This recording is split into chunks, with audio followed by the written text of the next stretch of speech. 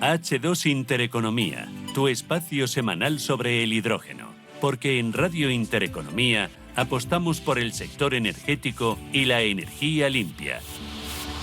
Presenta Rubén Gil.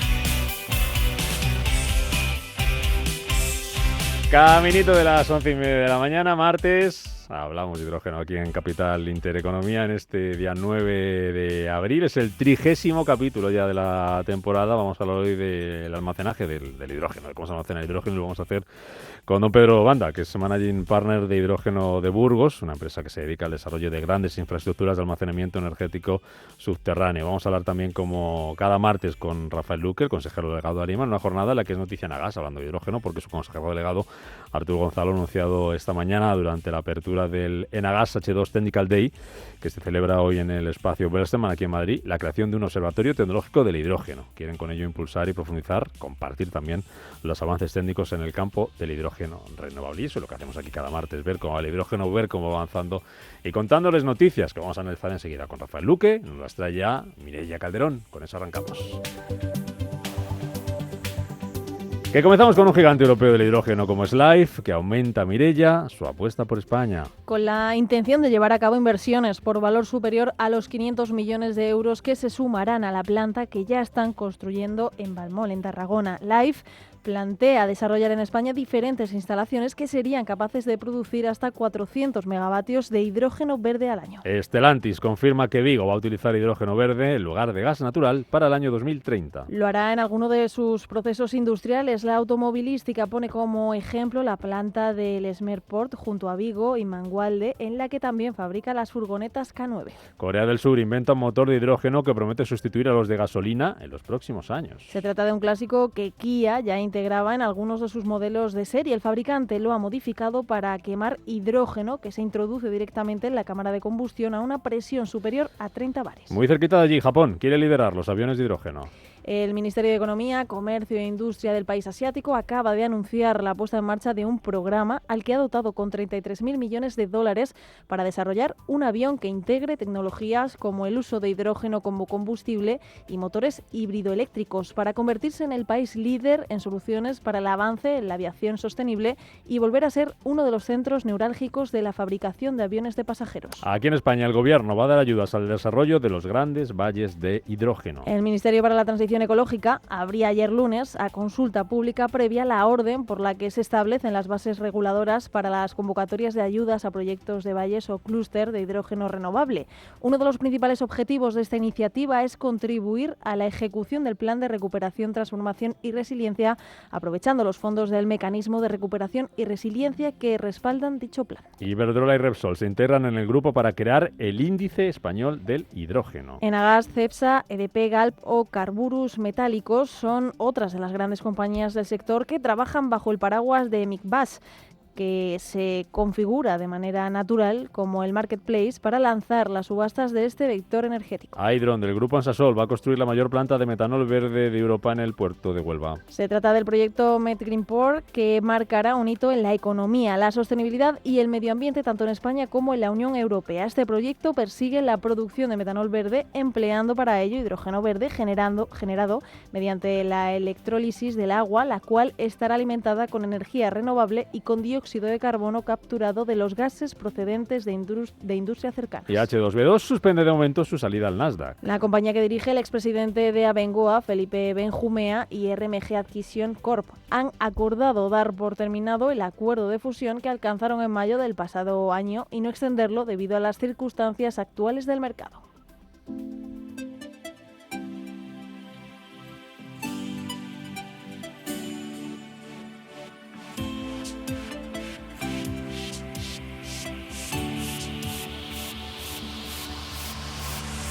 H2 Intereconomía, tu espacio semanal sobre el hidrógeno. Porque en Radio Intereconomía apostamos por el sector energético y la energía limpia. En marcha estábamos, un programa que hacemos cada semana aquí en Radio Intereconomía con Ariema, de la mano de Ariema, con la ayuda de Rafael Luque, consejero delegado de Ariema. ¿Qué tal, Rafael? ¿Cómo estás? Buenos días. Buenos días, Rubén. Bienvenido, ¿cómo vas? Bien hallado, voy bien. Y si me permites, es que quiero enlazar con la última noticia que destacabais, esto de que H2B2 suspende su salida al Nasdaq debido a las circunstancias actuales del mercado. Y es que efectivamente las circunstancias actuales del mercado en sector hidrógeno son muy duras en las empresas cotizadas en bolsa. Estaba mirando en pantalla un ejemplo.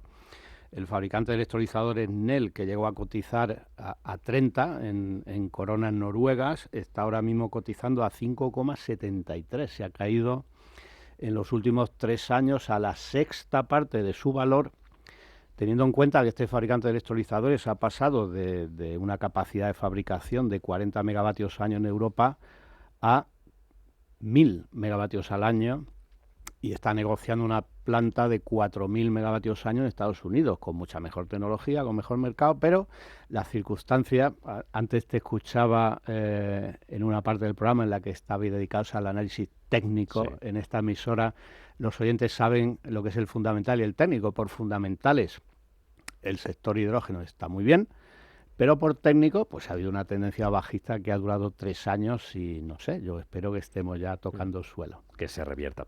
Esas eran las noticias que contábamos. Hay dos que te quiero preguntar por ellas, para que nos des una pincelada, una explicación. El índice español del hidrógeno. Esto yo creo que ya hemos hablado alguna vez de él, pero ¿para qué va a servir? Por ejemplo, que las compañías como Iberdrola y Repsol se integren en ese grupo, ese índice español del hidrógeno, ¿eso para qué va a valer? ¿Para qué le va a venir bien al sector?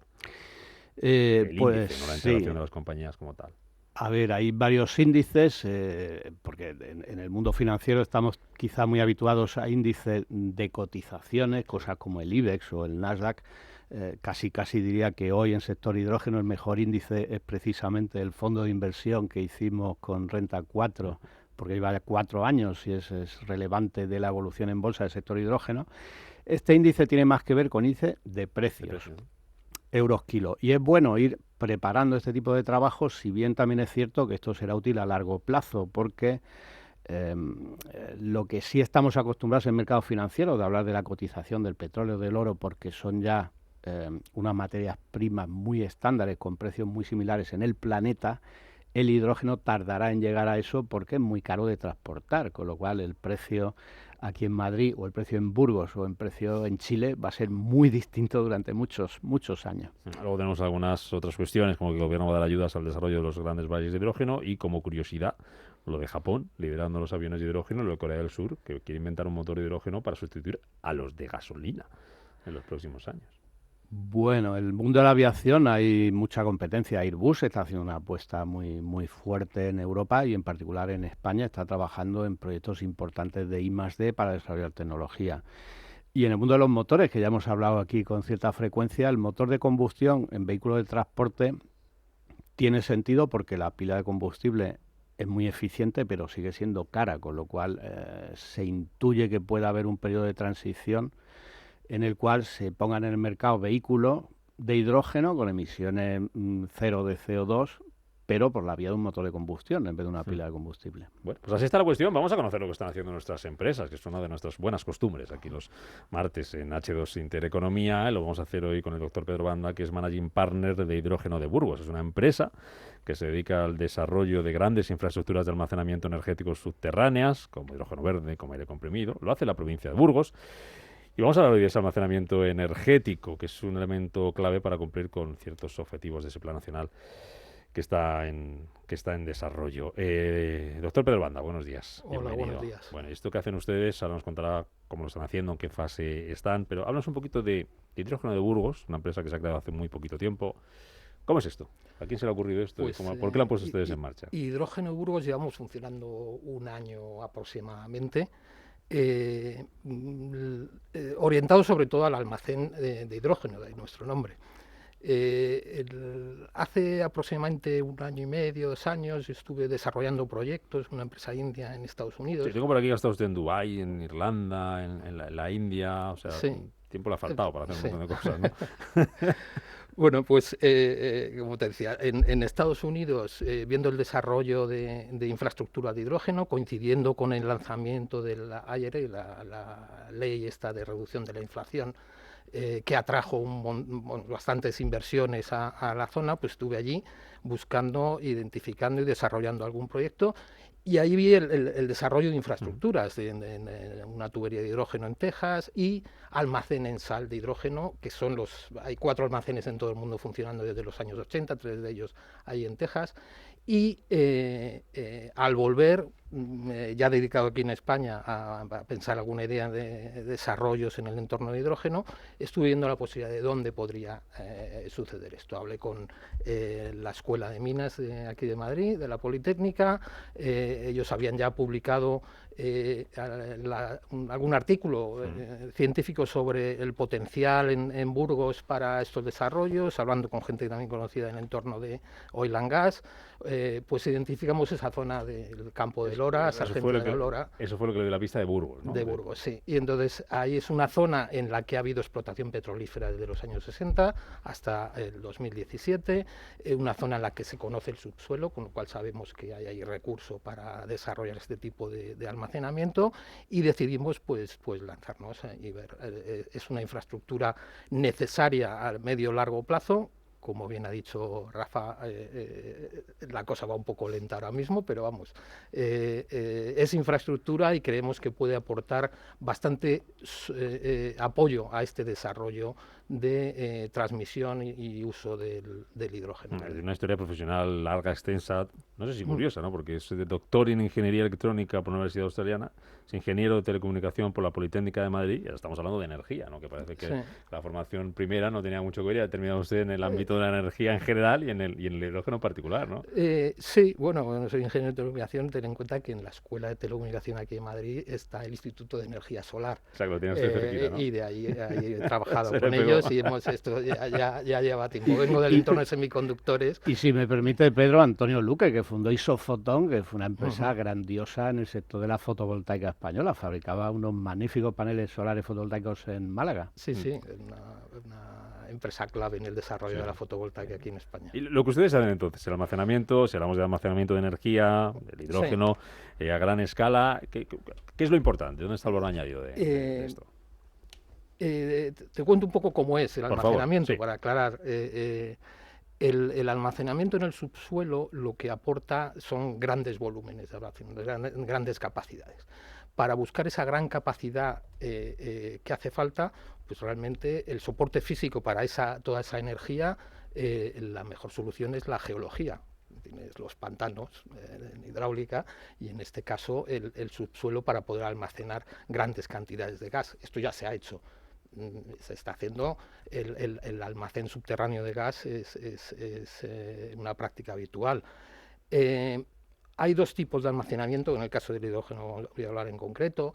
Uno es el almacenamiento en roca porosa, que es similar al que se utiliza más habitualmente para gas natural, y el almacenamiento en capas salinas, que es lo que estamos nosotros enfocados. El almacenamiento en roca porosa es más difícil de manejar o de aumentar ciclos de carga y descarga. Normalmente se utiliza como para el gas, cargas en verano y descargas en invierno, estacionalidad un poco en estas cargas. El almacenamiento de gas en niveles de sal te permite, es un depósito que se crea sobre un nivel de sal. Un nivel de sal que existe es un nivel de sal del Triásico, estamos hablando de 200 millones de años, pues son espesores de más de 100 metros, y lo que se hace es crear una cavidad dentro de ese nivel de sal.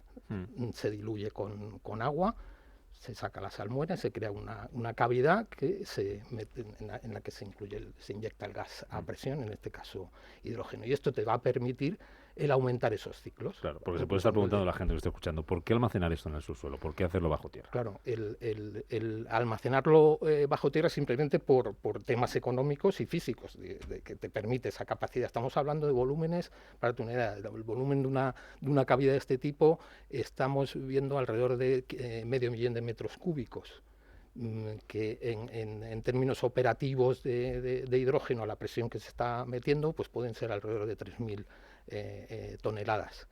en el depósito de gas operativo. Estos son unos 120 gigavatios hora, más o menos, una cosa así. El tenerlo en el subsuelo te permite un coste reducido para este volumen, comparado con la otra opción de almacenamiento de hidrógeno, que serían depósitos o tuberías, que requiere una inversión bastante mayor para esos volúmenes. Claro. Hemos hablado muchas veces en el programa, muchas ocasiones, de producción de hidrógeno. Hemos hablado también de las importancias, las dificultades, los retos del transporte. Es la primera de Rafa que nos, creo, refresca la memoria, que hablamos de almacenamiento, ¿no? Desde luego, con esta visión amplia y en particular subterráneo, sí, con lo cual quizá procede un pequeño resumen de 2 minutos de por qué y cómo.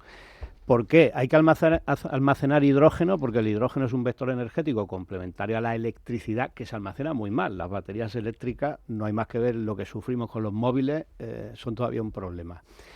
El hidrógeno nos hace falta almacenarlo en cantidades pequeñas, pues para ponerlo en el coche, por ejemplo, pero también en cantidades muy grandes para que, por ejemplo, España, que vamos a producir mucho hidrógeno con el sol en verano, pero es que en invierno también nos va a hacer falta energía, con lo cual hace falta almacenamiento estacional.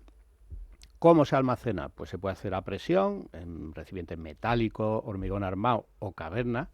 Se puede hacer líquido, aunque es difícil, porque el gas natural que se importa a España líquido viene a 160 grados bajo cero, que ya es difícil, pero es que el hidrógeno licúa a menos 250, que es mucho más difícil. Y hay una tecnología muy divertida que son los hidruros metálicos, que eso algún día hablaremos de ello. En conjunto el almacenamiento es muy complejo. Nosotros, de hecho, en el curso de hidrógeno de Ariema lo explicamos ampliamente por qué es fundamental. El hidrógeno verde hay que producirlo, pero para sacarle todo su provecho también hay que almacenarlo.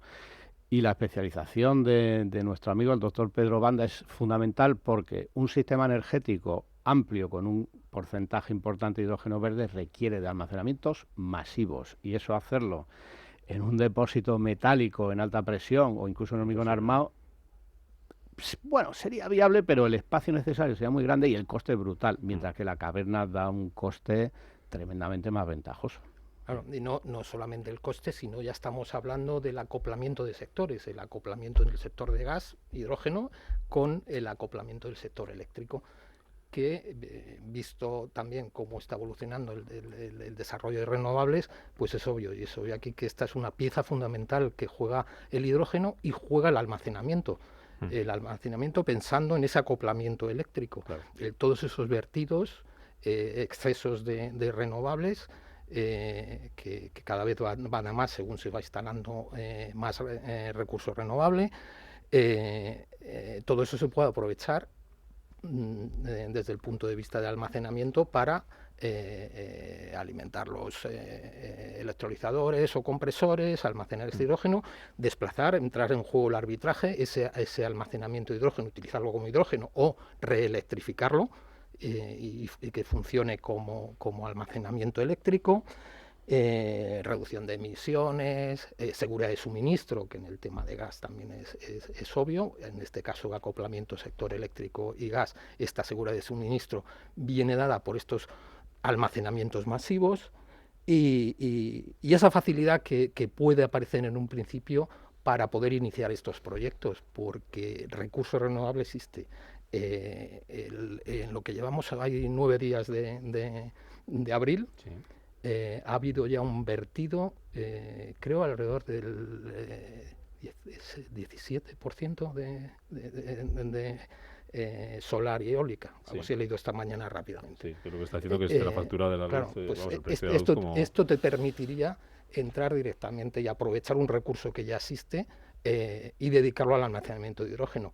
Y la versatilidad de este hidrógeno, de utilizar el hidrógeno como materia prima, como molécula, o utilizar el hidrógeno como reelectrificándolo y acoplado de esta forma con el sector eléctrico. Ustedes, don Pedro, hablando de la compañía Hidrógeno Burgos, un año nos decía, ¿no?, que se puso en marcha. ¿En qué momento están? ¿En qué punto? Y cuando miran hacia adelante, ¿cómo se imaginan el año que viene o qué objetivos se han planteado para año que viene, próximos años? ¿Cuál es la idea? Estamos en una fase, digamos, muy inicial, en la que estamos identificando el recurso. Tenemos unos permisos de reconocimiento previo en varias zonas del norte de Burgos y y lo que estamos buscando financiación para poder arrancar estos estudios. Es un estudio en el que primero hay que analizar la viabilidad de este recurso. Sabemos que el recurso existe. El recurso me refiero a los niveles de sal. Tanto niveles de sal en profundidad como niveles de sal que afloran hacia la superficie, que son inicialmente más fáciles de explotar. Estoy hablando de Diapirio Salino de Poza de la Sal, el Valle de Mena. Hay zonas en España en que esta sal fluye en el plazo de estos 200 millones de años hacia la superficie y es más accesible. Tenemos que analizar qué capacidad hay, qué profundidad, qué extensión tiene accesible desde superficie para poder determinar cuántas cavernas o qué capacidad en volumen puede haber ahí. El siguiente paso es ya el desarrollo de proyectos en la superficie. Vamos a dedicar a bombeo y suministro de hidrógeno como apoyo a la red troncal de transporte. Se puede dar apoyo de suministro de hidrógeno continuo a industrias de transformación de hidrógeno como amoníaco verde. Reelectrificación, que es un aspecto muy importante y que incluso más viable a corto plazo, en el que nosotros podemos trabajar tanto con almacenamiento de hidrógeno como almacenamiento de aire comprimido y alimentar unas turbinas de vapor, con apoyo también, si es necesario, de hidrógeno, y reelectrificar toda esta energía. Hay zonas en Europa, como en Irlanda y en Alemania, en las que están dando bastante peso a esta reelectrificación del hidrógeno, precisamente por los plazos en los que se están desarrollando los proyectos. Esta reelectrificación te va a permitir un acceso a corto plazo a este mercado que ya existe, y existe con unas necesidades obvias, con un desarrollo enorme de proyectos renovables, con un vertido acorde con este desarrollo rápido de las renovables, y es una oportunidad que se puede aprovechar a partir del almacenamiento y proyectos en superficie que te permitan aprovechar este almacenamiento. Bueno, una pregunta, Pedro, ya que eres amigo de esa de lucirse. Si las ruedas de nuestro coche tienen 2 o 3 bares de presión, ¿cuánta presión le pueden meter al hidrógeno en una caverna? La presión en una caverna, independientemente de que sea hidrógeno, las cavernas, hay cavernas dedicadas a gas natural en Alemania, Holanda, Francia, funcionando desde hace mucho tiempo. Y la presión en la caverna va definida por una presión mínima que te permita mantener esas presiones en profundidad, la presión litostática en profundidad. Estamos hablando de unos 60 bares más o menos, va a depender mucho de a qué profundidad vayamos. Y una presión superior, un límite superior en la presión, que te asegure también la solidez estructural, sobre todo por la parte superior de la caverna. Y ahí estamos hablando de alrededor de 200 bares. El rango entre 60 y un poco por debajo de 200 bares suele ser el rango de operación. Esa presión inferior hay que mantenerlo con un gas colchón, que es un coste operativo, ya hablaremos en el futuro de esto, que tienes que asegurar que tienes un mínimo de gas o hidrógeno en la caverna que no vas a poder aprovechar como gas de explotación, pero vamos, esto es así como funciona este tipo de estructuras. Bueno. Y en Burgos, le dejo una para terminar, Rafa. Hemos hablado hace poco también de Castilla y León, incluso creo que hemos mencionado Burgos. El ecosistema del hidrógeno, con lo que hacen de producción, con lo que están haciendo ustedes, van a hacer de almacenamiento en su suelo allí. ¿Cómo está? Hablando claro, técnicamente, ¿no? ¿Qué se cuece por allí, por Burgos? En Burgos, son más. Sí, bueno, hay mucha... Hiperbaric, ¿no? También son de allí. Hiperbaric que están allí. Hay mucha industria y consumo eléctrico en Burgos que favorece el que todo esto se desarrolle. Una cosa que a nosotros nos interesa y nos interesó desde un principio del norte de Burgos es el favorecer un poco el desarrollo de industria en una zona que no es la famosa España vaciada, claro, aunque realmente hay poca población. Es una zona que ha estado muy industrializada, sí, hasta hace pocos años. Ha habido explotación petrolífera desde el 64 hasta el 2017. Esos campos se abandonaron se acabó la licitación de la empresa inglesa en aquel momento, lo explotaba, y también habrá que verse el tema, ese es otro tema, pero habrá que verlo con el Ministerio, cómo se ha abandonado eso, y una necesidad de remediación ambiental a unos pozos que siguen emanando gas y requieren de algún apoyo para poder. Nosotros en el proyecto proponemos, el proyecto sigue adelante y continúa la financiación, el proponer un proyecto también de remediación ambiental. Es una zona en la que esta infraestructura industrial ha existido y ha habido distribución del producto, del petróleo, se conoce en toda esa zona este tipo de trabajo con gas y petróleo, con lo cual esa infraestructura ha existido, se conoce y no hay un acuerdo, digamos, en la población en que aquello, pues están deseando el que esta industria pueda atraer otra vez niveles industriales como existieron en el pasado, ¿no? Un minuto para pregunta y respuesta, a repartir como queráis. Venga, Rafa, doctor. Bueno, yo creo que la retrocal de hidrógeno va a ser una tubería que va a redistribuir riqueza por España sin duda, porque tener a mano hidrógeno abundante y barato va a ser una oportunidad. La reindustrialización vendrá en la medida en la que utilicemos equipos españoles, o sea, aquí hay mucha capacidad de fabricar en España estos equipos. En ese sentido, Pedro, lo que va a aportar la gestión de caverna, ¿habéis hecho ya alguna estimación de creación de empleo? No tenemos números exactos, pero al final es una explotación similar a otras explotaciones que existen en el norte de Europa. Entonces es fácil con niveles de 3-4 cavernas el tener en operación personal de unas 50 personas operando esas cavernas, es posible. En el momento del desarrollo de la construcción del EPC, de la construcción de todo esto, mucho obviamente más, va a ser mucho más. Hay que perforar, hay que hacer toda la instalación en superficie, dependiendo al final si vamos a hacer una transformación o un proyecto de transformación a amoníaco, eso ya son palabras mayores. O sea, el alcalde de la zona está muy feliz, seguro, ¿no? Sí, encantado, tenemos ahí su apoyo. Nosotros el apoyo local lo tenemos, la empresa está constituida en Sargentes de la Lora, tenemos la sede en el Museo del Petróleo de Sargentes de la Lora. Un sitio muy interesante que recomiendo también que los oyentes puedan visitar. Hablaremos un día con el alcalde. De hecho, de menos, yo soy muy de alcaldes. Hay que traer alcaldes a este programa para que nos cuenten lo bien que viene tener esta serie de proyectos como lo que nos ha contado el doctor Pedro Banda allí en estas localidades y en otras muchas que están encantados y lo reciben con los brazos abiertos. Doctor Pedro Banda, Hidrógeno de Burgos, ha sido un placer tenerlo por aquí, mucha suerte y seguiremos de cerca la pista de cómo van avanzando esos pasos, los planes y que les hagan caso.